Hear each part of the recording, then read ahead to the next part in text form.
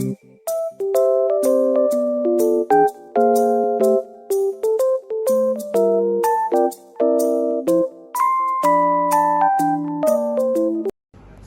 warahmatullahi wabarakatuh. Perkenalkan, kami dari kelompok 5. Pertama, kenalkan saya sendiri atas nama Mampani, dan rekan kelompok saya di sebelah kiri saya paling ujung atas nama Ega Prasetya. Terus di samping saya Aulia Riawati, di samping kanan saya Yudit Anggini, di samping kanan saya paling ujung atas nama Siska Marabintang. Baik, di sini kami akan melakukan penyuluhan berkaitan dengan stunting, di mana sasarannya itu yang paling pertama itu orang tua, terlebihnya kepada ibu hamil.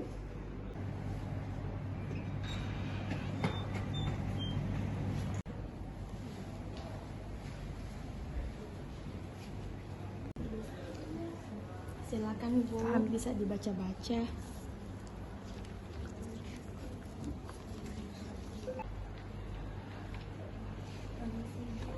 Izin boleh minta waktunya sebentar.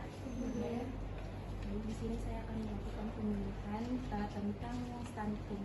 Nah, stunting itu adalah kondisi balita yang mengalami kekurangan asupan nutrisi dalam jangka waktu yang cukup lama, sehingga anak mengalami gangguan pertumbuhan, yaitu tinggi badan yang lebih pendek dari seusianya.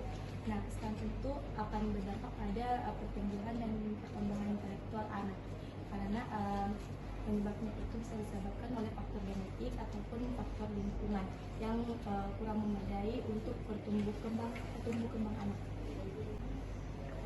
Itu boleh bertanya oleh apa penyebab stunting pada anak? Penyebabnya stunting pada anak yaitu pertama, kurangnya asupan nutrisi dalam jangka waktu yang panjang. Kedua, kesehatan ibu pada saat hamil. Ketiga, ketidakberhasilan dalam pemberian ASI eksklusif. Dan keempat, pola asuh yang kurang baik. Bapak, Bu, kalau boleh tahu apa itu dampak stunting? Baik Ibu, dampak stunting itu pada balita dia akan mempengaruhi proses pertumbuhan dan perkembangannya balita, baik itu dalam jangka panjang maupun jangka pendek Ibu. Adapun dalam jangka panjangnya Ibu, balita akan mengalami pertumbuhan yang tidak sesuai dengan anak-anak seusianya, baik itu tinggi badannya, berat badannya, dan sebagainya. Terus yang kedua, akan mudah atau rentan terkena penyakit tidak menular seperti penyakit jantung, penyakit paru-paru.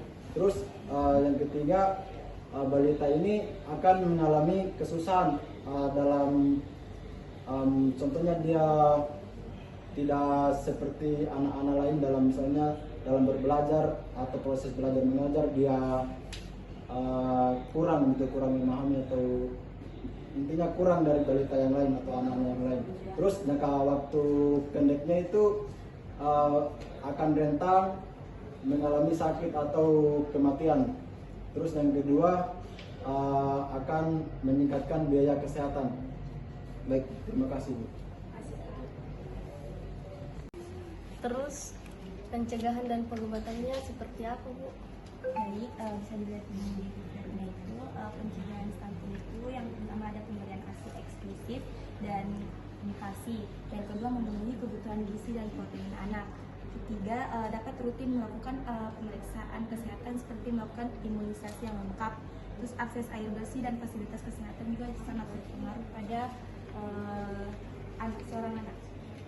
Lalu cara pengobatannya bisa diawali dengan melakukan terapi awal seperti pemberian makanan bernutrisi dan bergizi, memberikan nutrisi tambahan termasuk protein hewani, lemak, dan kalori, pemberian suplemen termasuk vitamin A, zinc, zat besi, kalsium, dan yodium, lalu menerapkan perilaku hidup bersih dan sehat.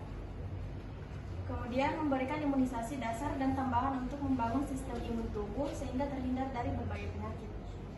Terima kasih Bu. Baik Ibu, terima kasih atas waktu yang telah diluangkan Ibu. Mungkin ini bisa dibawa pulang untuk dibaca-baca lagi. Terima kasih. Sekian dari penyuluhan kami. Cukupi gizi, lengkapi imunisasi dan sanitasi.